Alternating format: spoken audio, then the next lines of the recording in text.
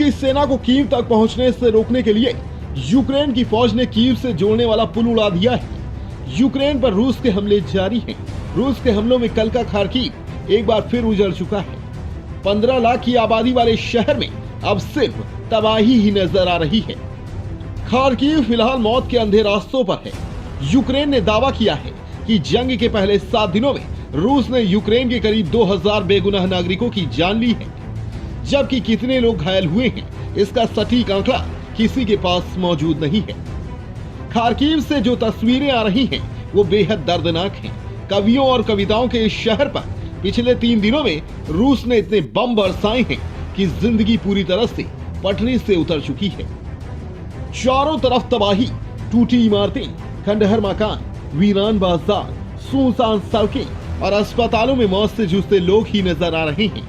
दूसरे विश्व युद्ध में भी इस शहर ने तबाही, आंसू और आहों के ऐसे ही मंजर देखे थे। करीब 80 साल बाद खार्किव फिर एक बार रो रहा है। शहर के आसमान में दिन भर बजते सायरन की आवाज भी मातमी धुन जैसी लग रही है। दूसरे विश्व युद्ध के बाद खार्किव शायद अपने इतिहास के सबसे बुरे दौर से गुजर रहा है। दूसरे विश्व युद्ध के दौरान हिटलर की नाजी सेना ने सोवियत संघ पर हमला कर दिया था। खार्किव, जो उस वक्त खार्को हुआ करता था, सोवियत संघ का एक अहम सैन्य ठिकाना था। हिटलर की सेना ने तब खार्किव पर कब्जा भी कर लिया था। खार्किव पर कब्जे के बाद हिटलर के हुक्म पर यहां रहने वाले हजारों यहूदियों को या तो गोलियों से उड़ा दिया गया था या फिर वैन में डालकर गैस से उन्हें मौत के घाट उतार दिया गया। हालांकि बाद में सोवियत संघ ने नाजी सेना को खदेड़कर खार्किव पर फिर से कब्जा कर लिया। लेकिन दूसरे विश्व युद्ध के दौरान इस लड़ाई में कहते हैं कि जिन शहरों ने सबसे ज्यादा लाशें देखी उनमें एक खार्किव था।